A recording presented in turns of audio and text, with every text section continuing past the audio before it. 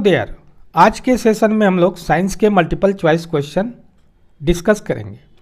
ये आपके एग्ज़ाम के लिए बहुत इंपॉर्टेंट है और हर एक मार्क्स जो है आपके लिए अनमोल है और आप परीक्षा में अच्छा करें, ये मेरी शुभकामना आप लोग के साथ है। तो चलिए पहला क्वेश्चन देखते हैं स्क्रीन पे क्या है। हमारे पास इक्वेशन दिया हुआ है, केमिस्ट्री से रिलेटेड है, इसको बैलेंस करना है। ठीक है, तो बैलेंस करने के लिए हमको तो टोटल जो है लेफ्ट साइड में और राइट साइड में मॉलिक्यूल सेम होने चाहिए। थोड़ा सा मैं इक्वेशन लिख लेता हूँ। एल्युमिनियम प्लस O2 और Al2 और O3, यहाँ पे 3 नहीं होगा, O3 है। ठीक है, अब हमें बैलेंस करना है। यहाँ पे 6 है इस साइड में और यहाँ 2 है ना। तो हम लोगों का आंसर क्या होना चाहिए? तो O3 है तो 3 हो जाएगा यहाँ पे, तो 3 2 जा 6 हो जाएगा, तो यहाँ पे 2 लिख देंगे। ठीक है, अब यहाँ पे हो गया 2 2 जा 4, यानी एल्युमिनियम भी 4 हो गया, तो हमारे पास हो गया 4 3 2। हम लोग ए के साथ जाएंगे, A is the correct option. Next question, 4 moles of aluminum react with 3 moles of oxygen to form 2 moles of aluminum oxide. Consider the following table: lemon, battery acid, sea water, apple. Battery acid में X लिखा हुआ है, इसी की value हमको डालनी है। तो हम समझते हैं कि बैटरी के एसिड में 0 रख दें क्या? चलिए X इक्वल टू 0। क्यों भाई? The value of pH of battery acid is 0। pH may be defined as a number by which negative power of 10 has to be raised in order to express the concentration of hydrogen ion of solution. इसलिए X की value 0 हो गया है, यानी A के साथ जाएंगे। तीसरा क्वेश्चन है, फर्स्ट चैप्टर का आपका केमिस्ट्री का है। Magnesium ribbon is rubbed with sandpaper before making it to burn. The reason of rubbing the ribbon is to what? यहाँ पे पिक्चर दिया हुआ है, आपके NCERT बुक में भी है, बहुत सारे बुक में है, इसमें ये चैप्टर डिस्कस्ड है। तो क्या आंसर होना चाहिए? हम लोग करते क्या है रबिंग करके? पहला तो माइंड में ये बात आनी चाहिए। तो हम लोग एक्चुअल में करते क्या है कि remove magnesium oxide formed over the surface of magnesium. जो भी मैग्नीशियम ऑक्साइड के लेयर हैं जो सरफेस ऑफ मैग्नीशियम पे फॉर्म हो गए हैं, उसे हम लोग रिमूव करते हैं इस प्रोसेस के थ्रू। तो सही है। तो यहाँ पे एक्सप्लेनेशन में हम लोग दे सकते हैं, कोई अगर पूछता है तो, when magnesium is expose to air a layer of oxide is formed on its surface and it gets corroded, so as to remove the layer of oxide formed, MgO, magnesium oxide, MgO oxide ribbon is rubbed। जो ribbon है उसको rubbed कर देता है, हटा देता है। Next question, a student trace the path of a ray of light through a glass prism for different angles of incidence. He analyzes each diagram and draws the following conclusion. उसने अपने mind में conclusion निकाला कि on entering prism the light रे bend toward it's base. Prism तो सबको मालूम ही है, प्रिज्म है ना। लाइट रे सफर रिएक्शन एट, ऐसे जाता है और ऐसे ऐसे, है ना, प्रिज्म में होता है ना। Light ray, second, light ray suffers reaction at the point of incidence and point of emergence while passing through the prism. Third, emergent ray bends at certain angle to the direction of the incident ray. Fourth, while emerging from the prism, the light ray bends toward the vertex of prism out of the above inference. The correct ones are what? सही बात है। हम लोग ए के साथ चलते हैं। ए 1 2 और 3। On entering prism the light रे bend toward the base, base के तरफ, ठीक है। अच्छा, ऐसा क्यों होता है? Incident ray and the emergent ray on passing through the prism follows the different path 1, 2 and 3, ठीक है। Next question, which of the following structures is involve in the gaseous exchange in woody stem of a plant as shown in the figure.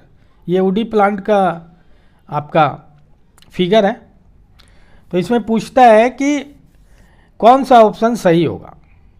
Which of the following structures, stomata है, guard cell है, lenticel है, epidermis है, तो कौन सा option आपका सही होगा?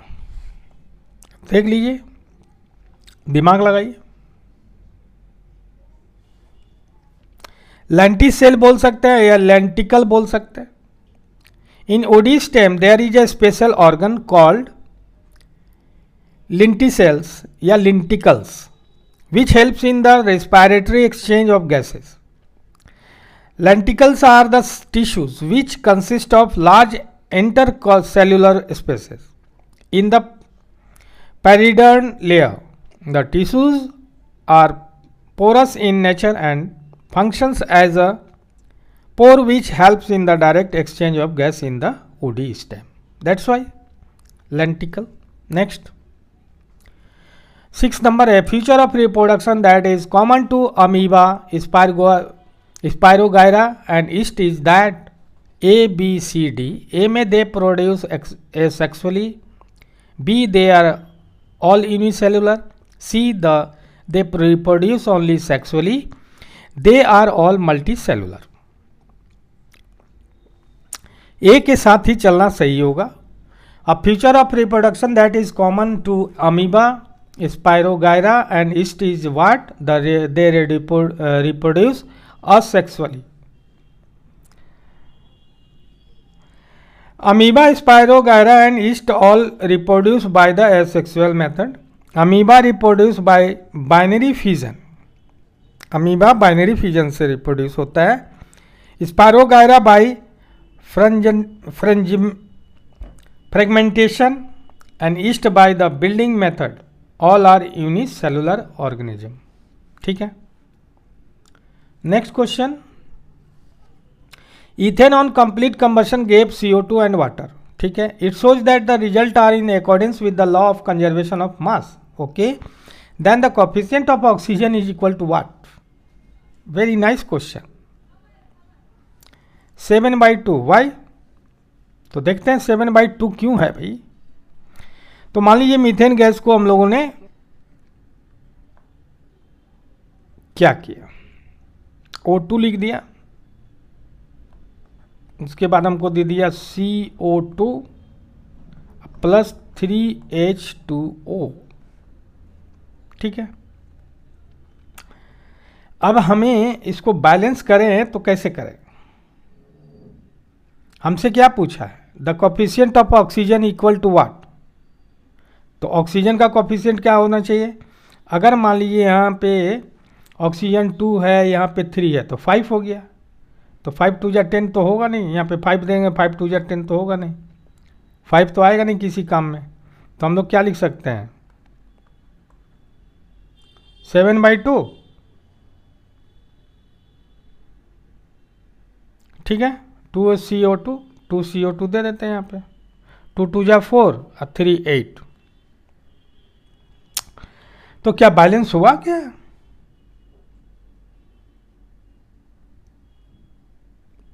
The coefficient of C2H6 is 1, 7/2 for O2, 2 for CO2 and 3 for H2O। तो 7/2 इज द करेक्ट ऑप्शन, ठीक है। अरे हाँ या ना? Yes sir. Next question, when white light passes through the achromatic combination of prism then what is observed? ठीक है, achromatic combination of prism से जब पास करेगा लाइट तो क्या होगा? डेविएशन होगा, डिस्पर्सन होगा। बोथ डेविएशन एंड डिस्पर्सन दोनों टेक प्लेस करेगा कि डी में एटमॉस्फेरिक रिफ्लेक्शन होगा। कहाँ तक आप जा सकते हैं? तो हम समझते हैं कि डेविएशन होगा, डेविएशन होता है। When white light passes through a prism, it disperses into band of 7 colors. But when two prisms are combined in such a way that sum of angle dispersion of crown glass prism and flint glass prism is 0, then such a combination is achromatic combination of prism. When white light passes through a chromatic combination of prism, internally dispersed components of white light from crown glass prism refract and meet together at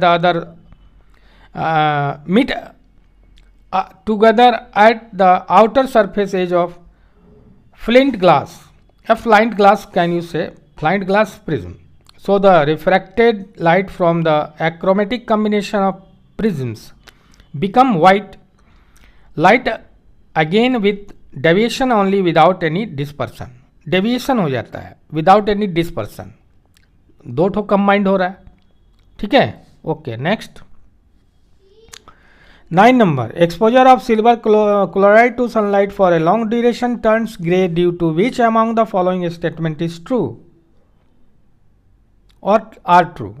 तो पहला, the formation of silver by decomposition of silver chloride, second, sublimation of silver chloride, D, decomposition of chlorine gas from silver chloride, fourth, oxidation of silver chloride. A होगा, B होगा, सी होगा, D होगा, क्या होगा? देखते हैं क्या होना चाहिए। फिगर से भी पता चल जा रहा होगा। ये फिगर है, सनलाइट आ रहा है, चाइना डिश है, उसमें सिल्वर रखा हुआ है, सिल्वर क्लोराइड। हम समझते हैं कि 1 is correct answer. The formation of silver by decomposition of silver chloride, ठीक है। Next question, magnesium reacts with hot water and stem both. Human body stores energy in from glucose, insulin, glycogen, fructose भी बोल सकते हैं। तो किस में होना चाहिए? ग्लाइकोजिन के साथ हम लोग को जाना चाहिए। क्यों भाई? Carbohydrates such as sugar and starch are readily broken down into glucose. The body's principal energy source, glucose, can be used immediately as fuel or can be sent to the liver and muscles and stored as glycogen. So glycogen is the correct answer. Next question, no matter how far you stand from a mirror, your image appears erect. The mirror is likely to be plane, concave, convex, either plane or convex. ये बहुत easy question है। हम लोग चलते हैं either plane और convex के साथ। क्यों भाई? सही है, no matter stand from a mirror how far you. A convex mirror always forms a virtual, erect and diminished image of the object placed in front of it, whereas a plane mirror always form a virtual, erect and of the same size image as that of the object placed in front of it.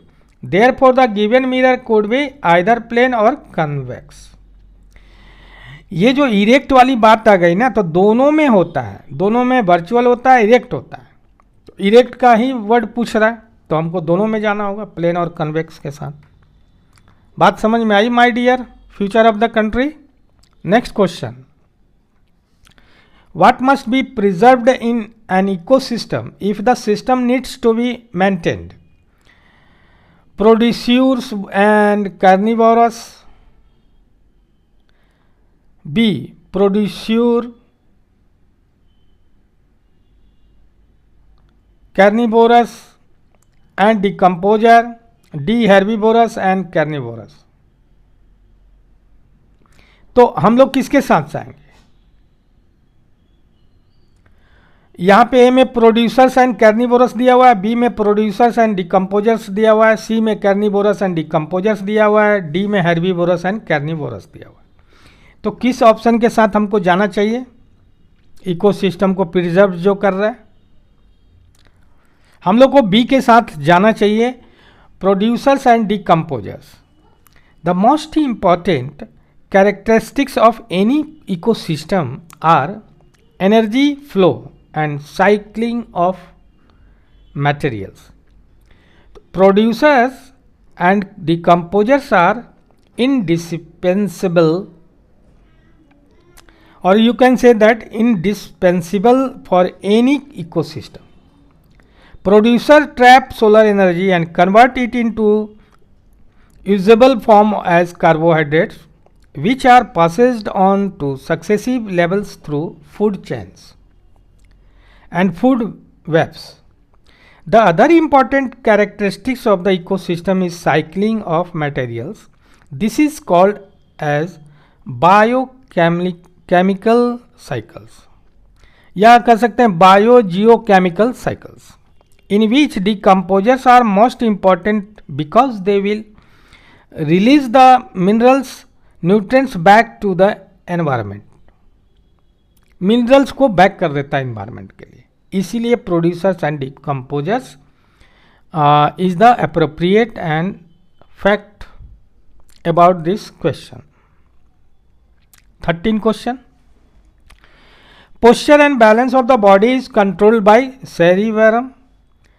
सेरिबेलियम medulla pons. कौन उसको balance करता है, देख लेते हैं।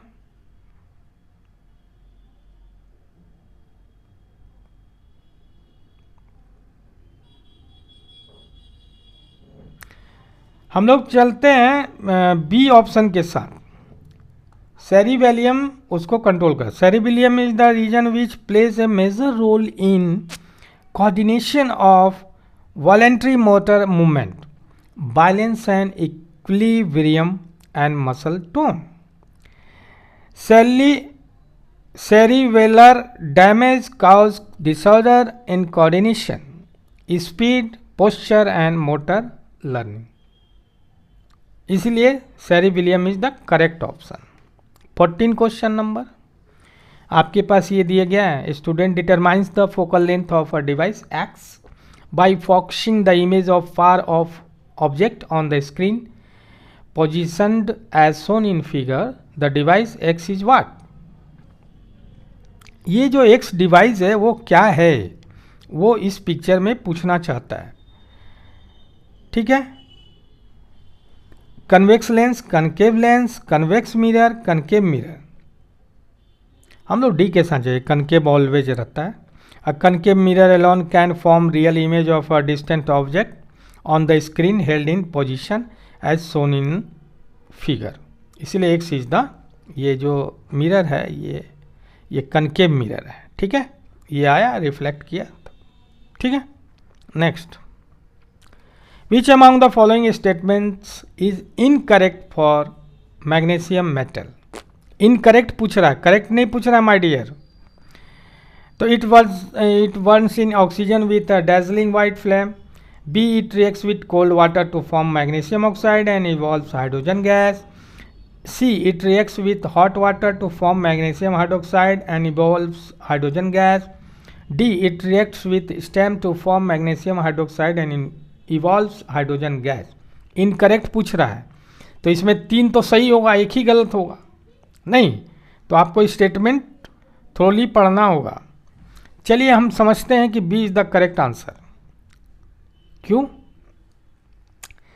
Magnesium does not react with cold water to give magnesium hydroxide and hydrogen. वो cold water के साथ कभी नहीं करेगा। एक्चुअल में होता क्या है, मैग्नीशियम अगर वो H2O के साथ रिएक्ट करेगा, लिक्विड हो गया, ये सॉलिड है, तो क्या मिलेगा, मैग्नीशियम हाइड्रोक्साइड OH2 और H2 गैस रिलीज करेगा, यही ना। ये एरो इधर होगा, ये एरो इधर नहीं होगा, इधर। ठीक है, तो B is the correct option. Next question 16, mineral acids are stronger acid than carboxyl carboxylic acids because A, mineral acids are completely ionized. Second, carboxylic acids are completely ionized. 3, mineral acids are partially ionized. 4, carboxylic acids are partially ionised.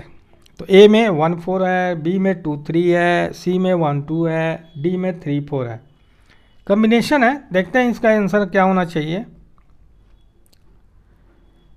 1 और 4 इसका सही answer है, 1 and 4। Mineral acids are completely ionised और fourth carboxylic acid are partially ionised. ठीक है, ये याद रखना चाहिए, है ना। नेक्स्ट क्वेश्चन, एसर्शन आते हैं। 17 से 20 तक सारे एसर्शंस हैं और ये आपके इंटेलिजेंसी को भी चेक करता है, how much you have to attentive in past preparation of your subject. चलिए, एसर्शन में बोलता है photosynthesis is considered as an endothermic reaction. Reason बोलता है कि energy gets release in the process of photosynthesis. तो एसर्शन और रीजन में कौन सही होगा? सी के साथ चलते हैं। एसर्शन हो गया ट्रू, क्योंकि photosynthesis is not considered as an endothermic reaction. ठीक है, रीजन सही हो गया, क्योंकि energy gets release in the process of photosynthesis. Photosynthesis में प्रोसेस में एनर्जी रिलीज होता है, जबकि फोटोसिंथेसिस कोई एंडोथर्मिक रिएक्शन नहीं है। Next question, assertion, our body maintain blood sugar level. Reason, pancreas secretes insulin पेनक्रियाजिका which helps to regulate blood sugar level in the body. तो 18 का हम लोग को ए के साथ जाना चाहिए। Both assertion and reason are true and R is the correct explanation of assertion A. Actual में होता क्या ना कि pancreas secretes insulin which helps to regulate blood sugar level in the body. If the sugar level in blood rises, they are detected by the cells of the pancreas, which respond by producing more insulin. As the blood sugar level falls, insulin secretion is reduced. ये भी बात है, blood sugar अगर आपका fall करता है तो आपका इंसुलिन क्या होगा, उसकी सेक्रेशन जो है रिड्यूस हो जाएगी। डायरेक्ट प्रोपोर्शन हो गया भाई, शुगर लेवल गिरा तो इंसुलिन सेक्रेशन भी रिड्यूस होता है। तो चलिए, इस 18 का आंसर ये होगा। Next question, artificial kidney is device use to remove nitrogenous waste products from the blood through dialysis. Reason, re absorption does not occur in artificial kidney. Option would be what? C. Assertion is true but R is false. Kidney failure can be managed by artificial kidney. सही बात है भाई. It is device used to remove nitrogenous waste products from the blood through dialysis. Artificial kidney is different from natural kidney, as the process of reabsorption does not occur in artificial kidney. Reabsorption उसमें नहीं होता है. ठीक है, तो assertion is true but reason is false. क्या बात कर रहा है यार. Does not occur in artificial, सही तो है.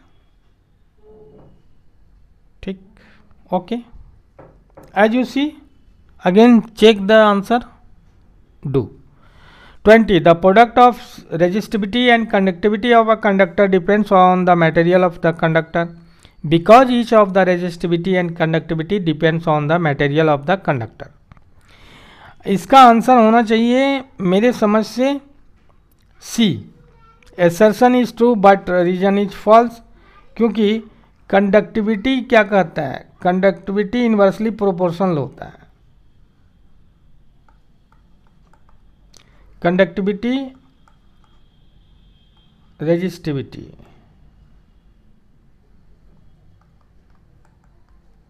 इनवर्सली प्रोपोर्शनल हो गया, और इसका प्रोडक्ट क्या हो जाएगा, कंडक्टिविटी इंटू रेजिस्टिविटी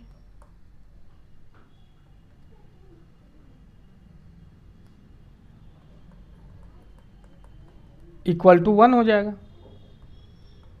ठीक है, रेजिस्टिविटी। तो इस तरह से 20 क्वेश्चन हम लोग करेंगे। इसमें हमें आशा है कि आप लोगों को हेल्प मिलेगा। ठीक है, और आप लोग प्रिपरेशन कीजिए।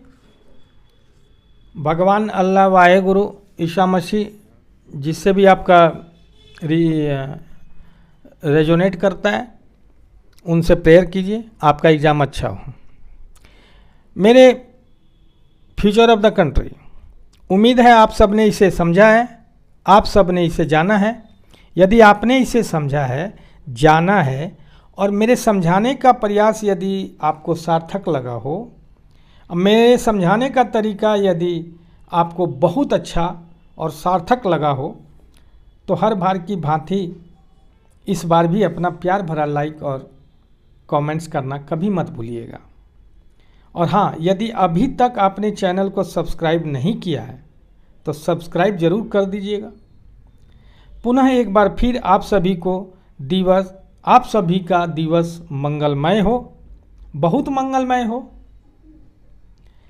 इन्हीं शुभकामनाओं के साथ जय हिंद।